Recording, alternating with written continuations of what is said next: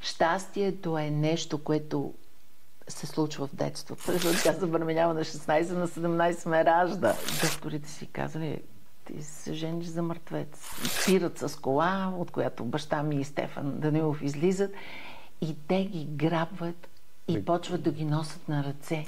Защо щипаш, бе? И той вика, не знам. Добре, че имах една леля, която... Дай, камерата, дай камерата. Се прибрах в къщи и казах, майко, ако татко от този филм оцелее, това ще е чудо. И след един ден